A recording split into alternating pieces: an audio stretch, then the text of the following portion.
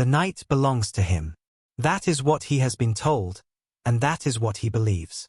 It is the 17th of August, 1943, and Feldwebel George Craft is somewhere above the dark coastline of the Netherlands, at the controls of his Messerschmitt Bf 110, climbing toward the altitude from which he will intercept the British bombers. He has done this many times before. He knows the routine as well as he knows the inside of his own cockpit. The amber glow of the instruments, the faint hiss of static in his headset, the voice of the ground controller guiding him like a hand pressed against his shoulder, steering him toward a target he cannot yet see but has every reason to trust he will find. Craft is no novice. He has 15 confirmed kills to his name, hard-earned victories in the ink-black skies over occupied Europe. His boardfunker, his radar operator, sits behind him, watching the flickering cathode ray tube of the FUG 202 Liechtenstein radar, the system that has made men like Craft so terrifyingly effective. The bombers are large, slow, and helpless from below. They fly in streams, regular as clockwork, predictable in their corridors and altitudes. The Bf 110 was designed for exactly this kind of killing, patient, technical, methodical. The hunter, not the prey. And tonight, somewhere above the Baltic coast, a British bombing force is heading toward Peenemünde, the secret German research facility where the Reich's most advanced weapons are being developed. It is a maximum effort raid. The sky to the north is alive with engines. George Craft does not know that someone else is hunting tonight as well. He does not know that a de Havilland Mosquito from number 141 Squadron RAF, a narrow, wooden, twin-engine machine that looks almost fragile compared to his heavy fighter, has been airborne for over an hour, flying parallel to the bomber stream, deliberately mimicking the flight characteristics of a slow, lumbering heavy bomber. He does not know that inside that aircraft, a device called Serit is active, a receiver tuned precisely to the frequency of his own Liechtenstein radar.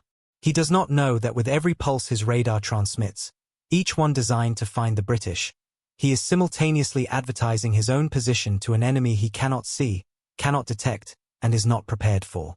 The Bf 110 was the night's deadliest weapon. And tonight, it had become the night's best beacon. If you haven't subscribed yet, now is a great time. This channel goes deep into the human stories behind the war's most remarkable turning points. Hit subscribe and turn on notifications so you never miss one. To understand what happened in the sky above Peenemünde that August night, and why the consequences would echo across the entire Natchjagd, the German night fighter arm, for the remainder of the war, you have to understand what the Bf 110 had become by the summer of 1943, and just how completely it had dominated the darkness over occupied Europe. When Willy Messerschmitt's twin-engine heavy fighter first took to the air in 1936, it was conceived as a Zerstörer, a destroyer. The word carries weight in German. It implies something total, something final. The aircraft was large by fighter standards, with a wingspan of over 16 meters and twin Daimler-Benz engines that could push it to nearly 370 miles per hour. It was heavily armed, 2 20mm cannon and 4 machine guns firing forward, with a rear-facing machine gun for the radio operator. This was not a nimble dogfighter. It was a weapon designed to smash bomber formations, to hold ground against inferior opponents, to kill with impunity when conditions were on its side. The Battle of Britain, in 1940, had revealed the machine's fatal limitation. Against the Spitfires and Hurricanes of fighter command, the heavy Bf 110 was outclassed in turning combat. Pilots joked bitterly that they needed their own fighter escort. More than 200 Bf 110s were lost in that campaign, and the type was quietly pulled from frontline daylight fighter duties over Britain. For a time, it seemed the aircraft's combat life might be approaching its end. What saved it was the dark. The night bombing campaign waged by RAF Bomber Command from 1941 onward presented the Luftwaffe with a problem that daylight fighters could not solve. Defending against bombers you could not see required an entirely different philosophy: patience, electronics, ground-controlled interception, and an aircraft capable of loitering at altitude for hours while controllers guided it toward its quarry. The Bf 110, it turned out, was almost ideally suited to this role. It was roomy enough to accommodate a third crew member as a dedicated radar operator. Its twin engines gave it long endurance. Its heavy armament was exactly what was needed to destroy 4-engine heavy bombers in a single pass. The introduction of the FUG-202 Liechtenstein radar in the summer of 1942 transformed the aircraft entirely. The radar, its characteristic array of external antennae jutting from the nose like the whiskers of some mechanical animal, gave the Bf-110G4 an effective detection range of between 1.5 and 2.5 miles, enough to acquire a bomber in the darkness and close to visual range. It was primitive by later standards, but against unwarned, unlighted bombers flying steady courses at predictable altitudes, it was more than enough. By 1943, the Natchjagd units, the dedicated night fighter wings, had refined their techniques into a near science. The system was known as Himmelbett, meaning four-poster bed, a grid of overlapping radar zones that covered Western Europe like a net. Ground controllers with Wurzburg tracking radars would identify a bomber and a night fighter simultaneously, then guide the fighter through voice commands until its own Liechtenstein radar acquired the target at close range. From that point forward, the Bordfunker would talk his pilot in, watching the radar's oscilloscope for the moment the blip swelled, meaning the bomber was close. Then the pilot would ease upward, line up his sights, and fire. Often the bomber's crew never knew what had killed them. The Bf-110 units were accumulating victories at a rate that alarmed Bomber Command's leadership. In 1943 alone, the Natchjagd, at the heart of which sat the Bf-110, contributed to the destruction of approximately 2,750 British heavy bombers. The losses were compounding. Sir Arthur Harris, Bomber Command's commander-in-chief, was pressing for deeper raids into Germany, Berlin, Hamburg, the Ruhr, but each one cost more aircraft than the last. In some operations, bomber losses reached 8 or 9% of the attacking force, an attrition rate that, if sustained, would destroy the command within months. There were nights when 30 British bombers were destroyed for every single Bf-110 lost. The ratio had rarely been equaled by any other aircraft in any air campaign in history. At a certain point, one of the German night fighter arm's most decorated veterans felt comfortable enough to describe his crew as hunters. The metaphor was clinical, almost cold. The bombers were game. The dark sky was the forest. And the Bf-110, with its Liechtenstein whiskers and its upward-firing Schrage music cannon, was the predator. The Schrage music, the name translated roughly as slanted music or jazz, was perhaps the most fearsome innovation of all. Installed in many G4 variants, it consisted of two upward-firing 20mm cannon, positioned in the rear of the cockpit so that they could fire into the belly of a bomber flying overhead. The technique was straightforward. The night fighter would slide beneath a bomber, invisible in the darkness below, and align itself with the aircraft's silhouette against the slightly lighter sky above. Then it would fire upward into the wing roots or the fuel tanks. The results were devastating. RAF heavy bombers, Lancasters, Halifaxes, had no ventral gun turret and no armor below. Many crews never had the faintest warning before the Schrage music struck. Witnesses in other bombers would see an aircraft simply burst into flame without any apparent cause, attributed by surviving crewmen to unusually accurate flak. The night of the 17th of August, 1943 was meant to be another chapter in this story of German dominance. Bomber Command had committed nearly 600 aircraft to the Peenemünde raid, guided by an elaborate feint. A small Mosquito force dropping flares over Berlin to draw the night fighters north while the bombers struck southeast. It worked. Partially. The German controllers were confused for a time. But as the raid continued, experienced Natchjagd crews recognized the deception and turned south toward the real target. And so George Kraft's aircraft was up in the dark sky, radar sweeping, his Bordfunker watching the oscilloscope, the controllers feeding him vectors. He was doing what he had always done. He was hunting. He had no way of knowing that the ground had already shifted beneath him. The British had spent the better part of a year watching the electronic signature of the Liechtenstein radar. Scientists at the Telecommunications Research Establishment had recognized something crucial. The frequency on which the FUG-202 operated, roughly 485 to 505 megacycles, was close enough to the British AI Mark IV airborne radar that the existing antennas could receive it with only modest modification. Seret, as the resulting device was named, did not transmit. It only listened. It presented its operator with a bearing, a direction toward the source of the Liechtenstein emissions, displayed on the same cathode ray tube as the forward-looking British AI radar. It could detect a Liechtenstein signal from as far as 50 miles away. The tactical concept that emerged was elegant in its inversion. The RAF night fighter would fly slowly alongside the bomber stream, throttled back, behaving for all purposes like a heavy bomber. Its rearward-facing Serret antenna would pick up a Liechtenstein signal approaching from behind, the telltale signature of a Bf-110 moving in to attack a bomber. The navigator would call out the bearing. The pilot would wait until the enemy was close enough, then execute a sharp turn onto the German fighter's tail. The forward-looking AI radar would lock on, closing the range to perhaps 200 or 300 yards. And then the Mosquito's 420mm Hispano cannon would do their work. What made the tactic particularly brutal in its irony was this. The Bf-110 was hunting with its radar on, broadcasting its presence across 50 miles of sky, and the device it was using to find bombers was simultaneously marking it for death. Every pulse of the Liechtenstein was a signal fire. Every moment the German radar operator swept his oscilloscope looking for British metal, he was giving a British navigator a compass bearing. The man chosen to pioneer this technique was Wing Commander John Randall Daniel Braham, known universally as Bob.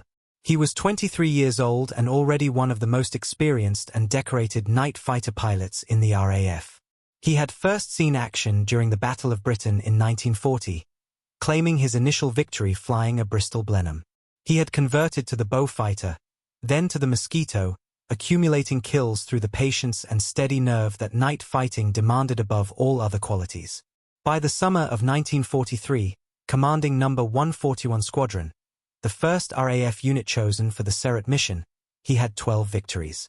His radar operator, Flying Officer William Gregory, known as Sticks, had been with him for long enough that the two men operated almost as a single entity. Braham flying on instinct, Gregory reading the electronics, communicating in the shorthand of men who have survived many hours over enemy territory together. No. 141 Squadron had moved to RAF Wittering in May of 1943, specifically selected to be the first night fighter unit to operate offensively over Germany in the bomber support role. The Beaufighters they initially flew were fitted with Serret and the older AI Mark IV radar. The training had been careful, methodical, learning not just how to use the device but how to think with it, how to read the signal's behavior to estimate range, how to distinguish a Liechtenstein emission from background noise. By June of 1943, Braham was ready to take the fight to the hunters. His first confirmed Serret kill came on the 14th of June, 1943, above the Netherlands. A Bf-110, vectored in by its ground controller toward a bomber stream, transmitting steadily on its Liechtenstein radar. Gregory picked up the signal. Braham turned in behind the German aircraft, acquired it on his forward AI radar, and closed to firing range. The German crew, alert to the sky in front of them, watching their oscilloscope for the slow, heavy pulse of a four-engine bomber's reflection, had no idea that the Liechtenstein itself had given them away. The Bf-110 went down. 9 days later, Braham claimed a second. The pattern was establishing itself. But the night of the 17th of August was different in scale. Peenemünde drew the Natchjagd in large numbers, experienced crews, veteran pilots, experten with dozens of kills, all of them converging on the raid, all of them transmitting. For a Serret-equipped aircraft flying in the area, the airwaves were alive with German radar emissions. The signals were everywhere. Above the dark water of the coast, Braham and Gregory swept their aircraft into the stream of contacts. Gregory called a bearing, strong, close, consistent with a Bf-110 approaching from behind. Braham eased the Beaufighter into a turn, throttling down, letting the geometry work. The forward AI radar lit up. The range was closing. 300 yards. 250. The shape of the German aircraft emerged from the dark ahead, a twin-engine silhouette moving steadily, its crew entirely focused on whatever bomber they were stalking. Braham opened fire. Feldwebel George Kraft, 15 victories, one of the Natchjagd's experienced hands, was killed. He had been hunting bombers. He had been transmitting the entire time. And from behind him, utterly invisible, came a machine he had no doctrine for and no warning system to detect. Before the night was over, Braham had also destroyed a second Bf-110, killing the aircraft before its crew understood what had happened. The second victim's pilot, Feldwebel Heinz Vink, himself an ace with multiple kills, survived by parachute. His rear gunner and radar operator did not. In a single night sortie, Wing Commander Braham had done something that the Natchjagd had never anticipated. He had used the Germans' own radar system as a targeting device against them. The very technology that had made the Bf-110 so effective against bombers had made it visible and killable from behind. The concept was not lost on those analyzing the results back at RAF Wittering and at the Air Ministry. Serret worked, and it would be refined, scaled, and handed to more crews, more squadrons, and ultimately a dedicated bomber support group, Number 100 Group, RAF, whose entire purpose would be to turn the principle that had killed George Craft into an organized campaign. But before that, there was something else happening in the German night fighter arm that summer. Something that had nothing to do with radar or electronics, and everything to do with wood. The de Havilland Mosquito was made largely of spruce, balsa, and plywood, bonded together with resin and covered in a fabric skin. It had been built that way not because wood was considered superior, but because Britain's aluminum supply was fully committed to the four-engine bombers that Harris needed to pound Germany into submission. When de Havilland proposed a wooden, high-speed, unarmed bomber in 1939, the Air Ministry's initial response had bordered on contemptuous.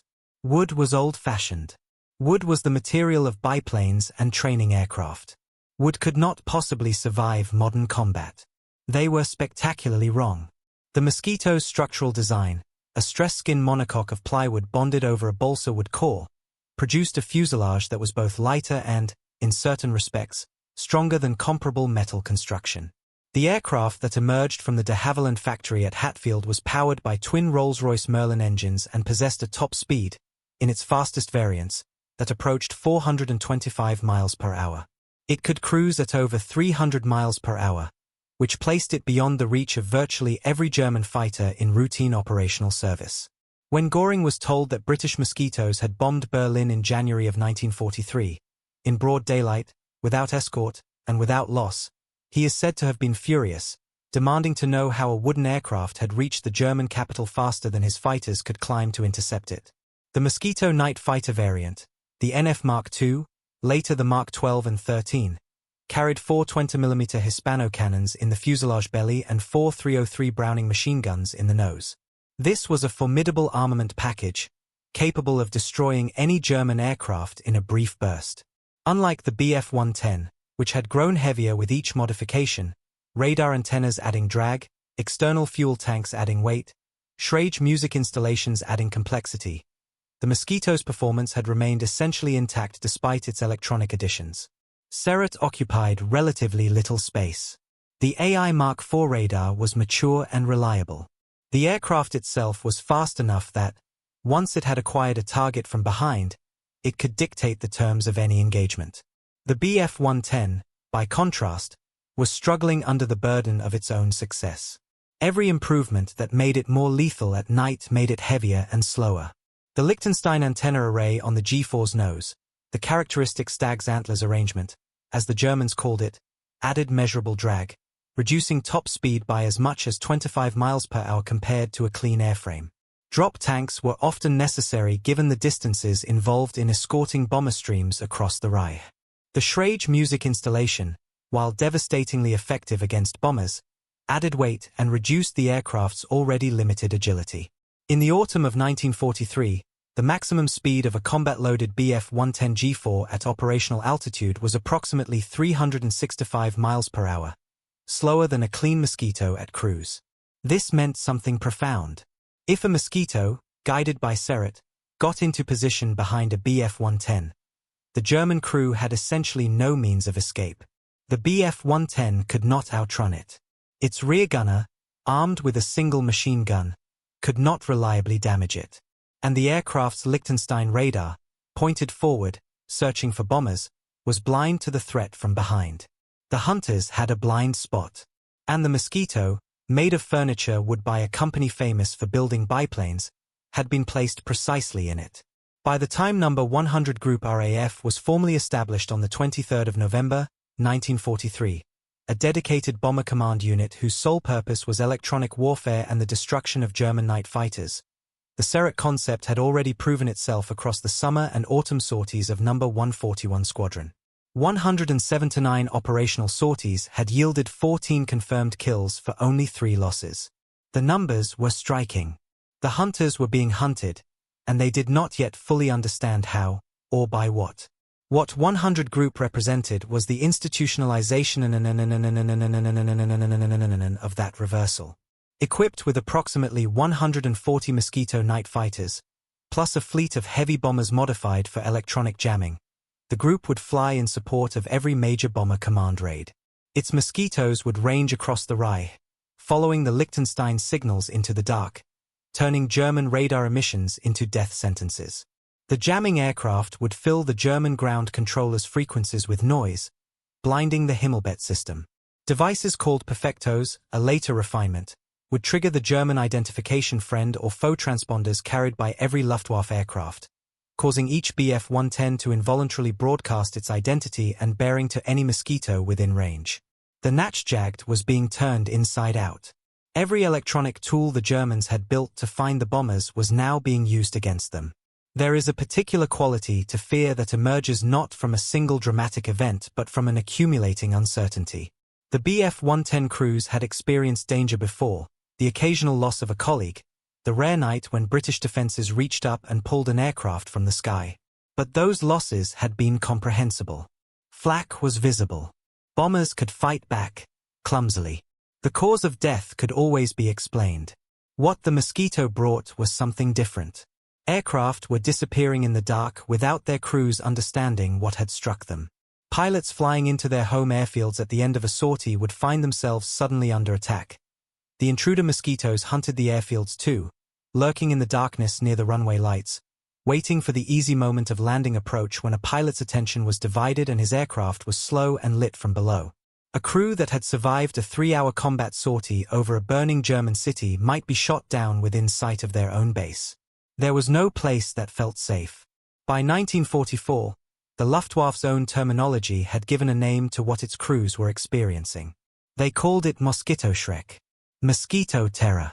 Every unexplained loss, a disappearance over the Reich, a fire in the night with no obvious cause, a failure to return that no wingman could account for, was attributed, reflexively, to the Mosquito. The panic was not irrational. The Mosquito was real.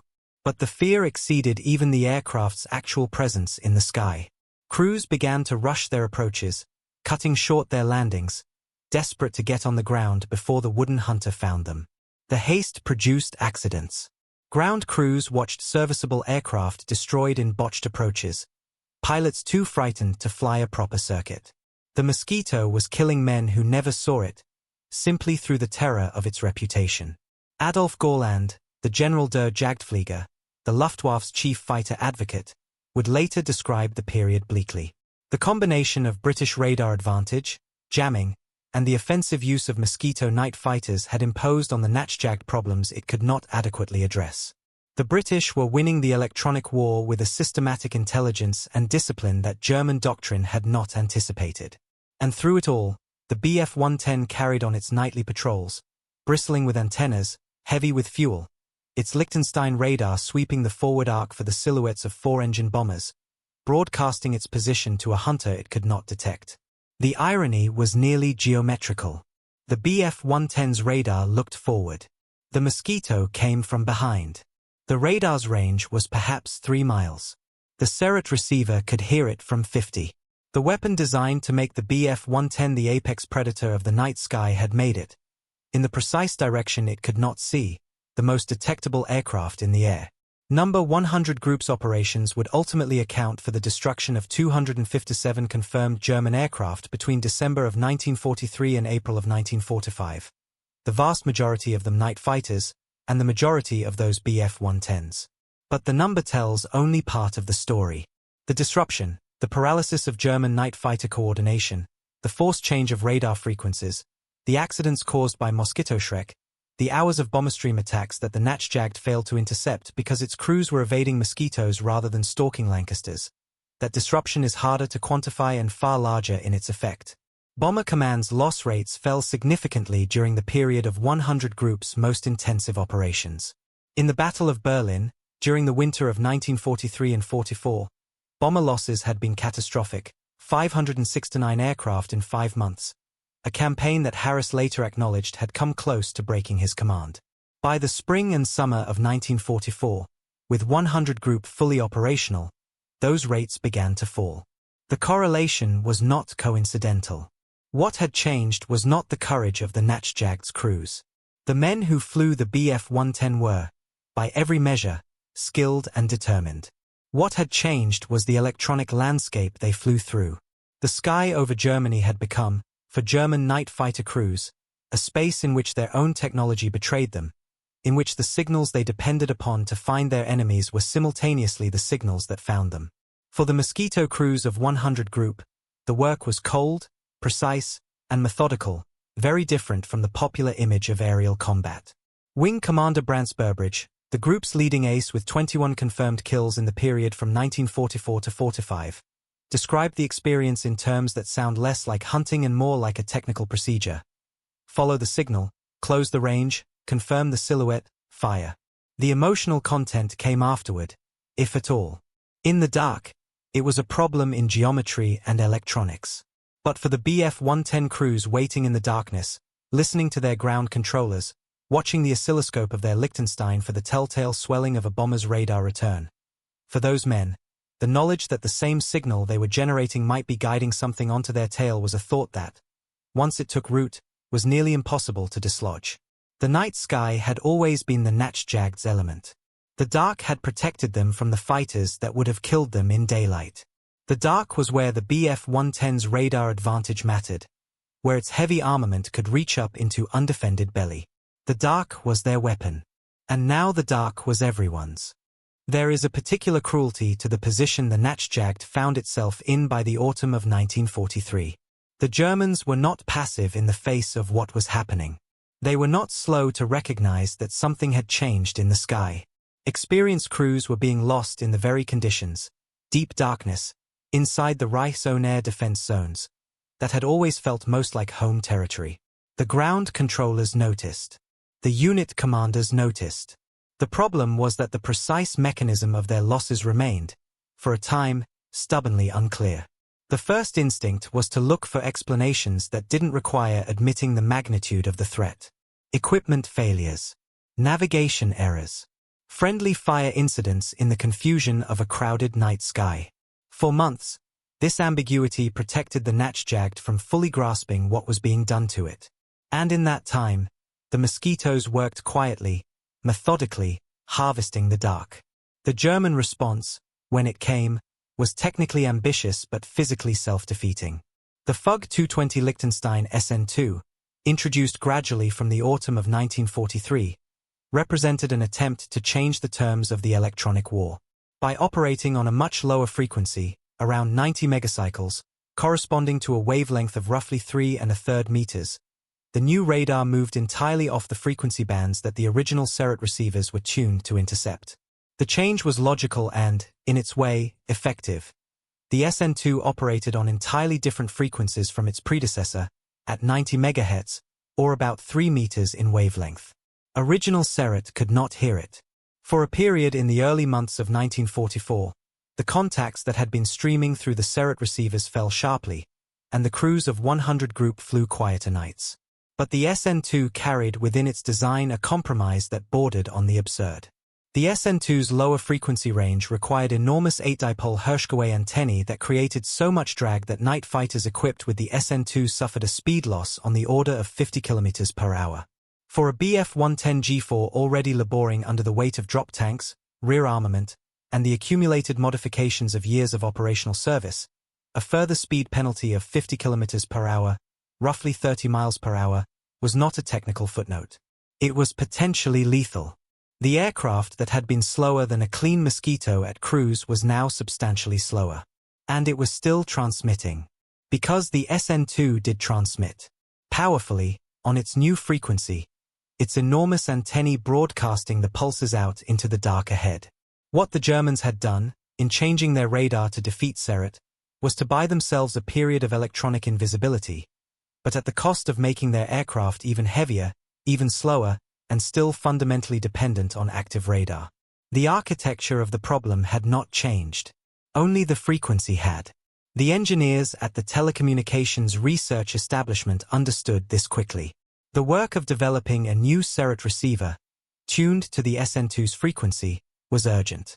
It proceeded through the spring of 1944, and the resulting SERET Mark IV, presenting its information orally through headphones rather than on a cathode ray tube, the SN2's characteristic signal arriving as a high-pitched note with a distinctive tremor, became operational in January of 1945. But even before that, the British had acquired something far more immediately useful than any receiver: the radar itself, intact. It happened on the 13th of July, 1944, and it happened by accident. A Junkers Ju-88G1 of the 7th Staffel of Natchjagd II, equipped with both the FUG-220SN2 and the FUG-227 Flensburg radar detector, became disoriented during a sortie and followed the wrong compass bearing. The crew, their fuel running low, believed they were approaching a German airfield. They were not. The fully equipped aircraft landed at RAF Woodbridge in England by accident, with the crew not realizing the mistake until it was too late to destroy the radar or identification friend or foe equipment. The aircraft was intact. The radar was intact. The identification transponder, a device called the FUG-25, which every Luftwaffe aircraft carried, was intact. The British examined what they had found with the focused attention of men who know they have been handed an extraordinary gift. The SN2's exact frequencies were now known precisely. Within weeks, New Window, the aluminum foil strips that jammed radar by filling its display with false returns, was cut to lengths that would confuse the SN2. The effects were immediate. German night fighter operators, during a raid on Stuttgart in July of 1944, began reporting that their SN2 sets appeared to have developed faults, the displays suddenly cluttered with noise and false contacts. They were not faults. They were the New Window. But the discovery aboard the Ju-88 carried an even more devastating secondary revelation. The Flensburg Homer, a passive device that allowed German night fighters to home in on the Monica tail-warning radar carried by British heavy bombers, was suddenly compromised. The RAF had not known that the Germans had found a way to exploit Monica. Now they did. Within weeks, Monica was removed from every RAF heavy bomber. The German night fighters, which had in the spring and summer of 1944 been using Flensburg to approach bombers from behind with extraordinary ease, suddenly found that the signal had gone silent. An entire interception technique, built around the exploitation of the bomber's own self-protection device, had been rendered obsolete overnight by a single navigational error over an English airfield. The Natchjagd was losing the electronic war faster than it could fight it. And through it all, the Mosquitoes kept coming. If the story of SERET and the SN2 represents one dimension of the reversal, the systematic, engineering-led dismantling of German night fighter radar capability, there was another dimension that was more intimate, more human, and in some ways more devastating. It can be found most clearly in the operations of Squadron Leader Brants Burbridge and his navigator, Flight Lieutenant Bill Skelton, of No. 85 Squadron RAF, attached to 100 Group from the summer of 1944. Burbridge was, in certain respects, an unlikely figure for this kind of work. He had grown up in Brixton, the son of a Wesleyan preacher, and had initially registered as a prospective conscientious objector at the outset of the war before concluding that the conflict's moral dimensions demanded his participation. He had joined the RAF in February of 1941 and had worked his way through the night fighter world methodically. Havocs, Bo fighters, then the Mosquito, without the flash of the popular fighter ace. He did not, by most accounts, seek out the mythology of aerial combat. His combat reports, preserved in the squadron archives, read like engineering assessments: ranges, angles, engine responses, outcomes. The emotional content, when it appears, is understated to the point of invisibility. His partnership with Bill Skelton, which began at No. 85 Squadron in 1943, operated on a frequency that their colleagues noticed and occasionally found difficult to describe. The pairing had, in the words of one fellow navigator, a quality of almost wordless mutual understanding. Skelton reading the radar and the aircraft's position in relation to everything around it, Burbridge translating that information into movement, the two men functioning in the darkness not as pilot and navigator but as a single instrument. By the late summer of 1944, With No. 85 Squadron now flying intruder missions over Germany as part of 100 groups expanding operations, Burbridge and Skelton were beginning to build a record that would eventually make them the highest-scoring British and Commonwealth night fighter crew of the entire war. The night of the 4th and 5th of November, 1944, is the one that defines Burbridge's place in that history, and that illustrates most clearly what the Natchjagd had become by that stage of the war. Bomber Command's main effort that night was directed against Bochum, in the Ruhr Valley. Burbridge and Skelton were airborne from Swannington at just after 5:30 in the afternoon, crossing the enemy coast as darkness settled completely over the Netherlands. Their mission was a high-level intruder patrol southeast of Cologne, ranging ahead of the bomber stream, hunting whatever the AI radar and their own training could find in the dark. They found plenty.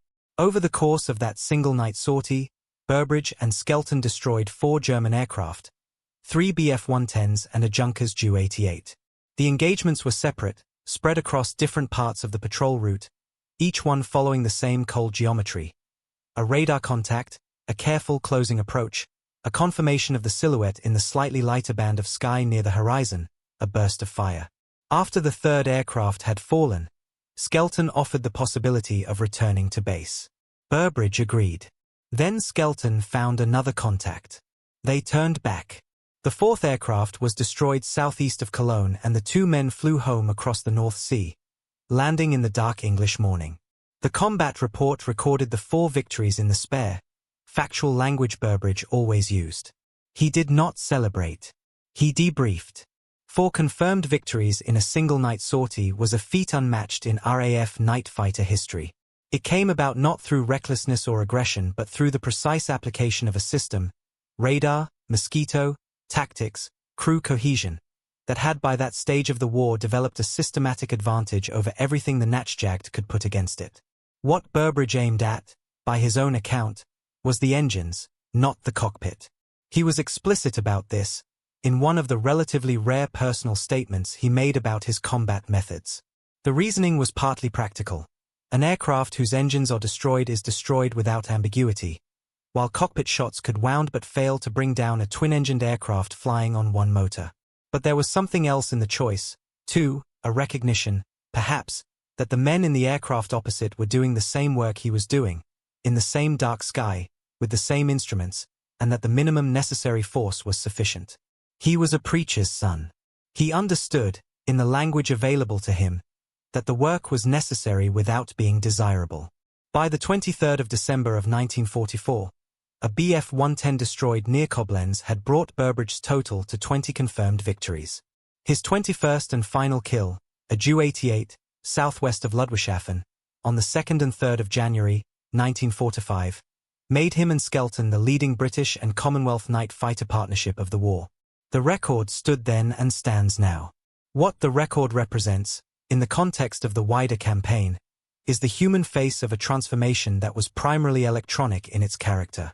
The Mosquito's superiority over the Bf-110 in this specific role was not, finally, a matter of speed or armament or construction material, though all of these contributed. It was a matter of who could see whom, and from how far, and with what clarity. In 1942, the Bf-110 with its Liechtenstein radar could see a bomber at 2.5 miles.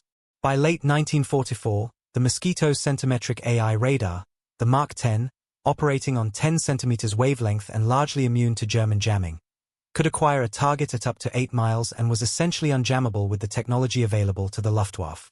The German crews were, in effect, flying blind through a sky that was growing increasingly transparent to the aircraft hunting them. If you've found this story as gripping as we have, please take a moment to subscribe.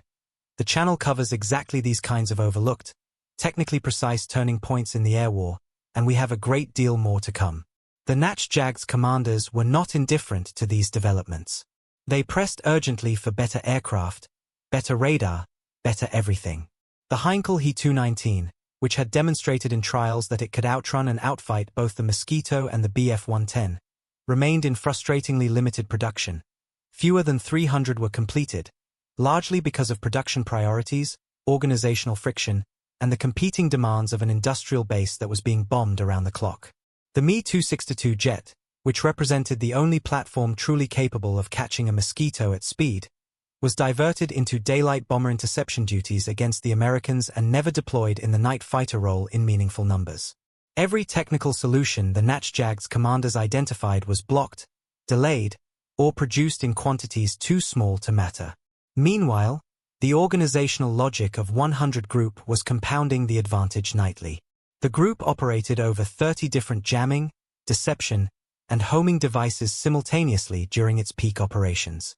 The mandrel screen, a line of aircraft broadcasting noise across the frequencies of the German Freya early warning radar network, could blind the early warning system across a front wide enough that German controllers were unsure for hours where a bombing raid was actually heading.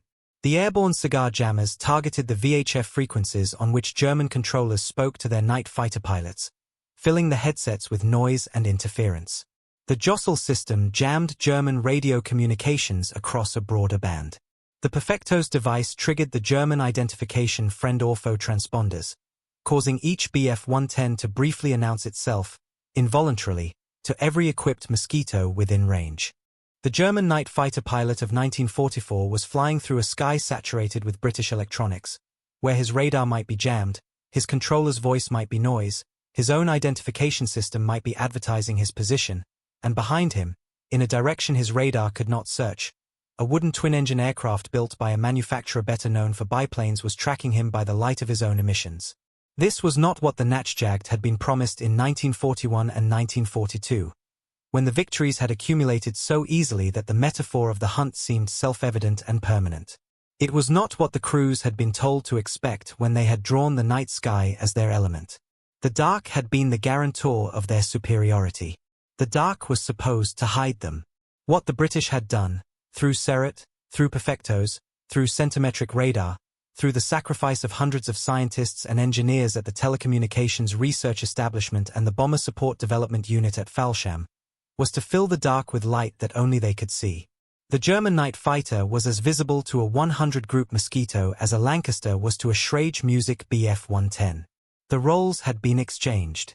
The predator and the prey had changed places, and the exchange had been accomplished not through any dramatic battle or decisive campaign but through the patient, incremental work of men in laboratories in Worcestershire and Norfolk who understood that the war in the air was, finally, a war of physics. The consequences for the Natchjagd were cumulative and irreversible. From 1944 to 45, the Mosquitoes of 100 Group claimed 258 Luftwaffe aircraft shot down for 70 losses. The exchange ratio was not the most striking statistic. More significant was the behavioral change it produced.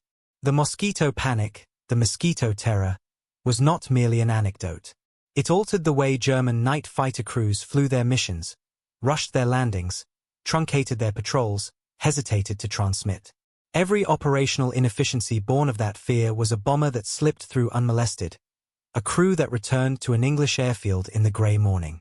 The last victories recorded by 100 Group Mosquitoes came on the 24th and 25th of April, 1945. By that point, the Natchjagd as a functioning force had essentially ceased to exist. The airfields from which its crews had operated were behind Allied lines or under constant attack. The fuel that its aircraft required was unavailable in the quantities that meaningful operations demanded.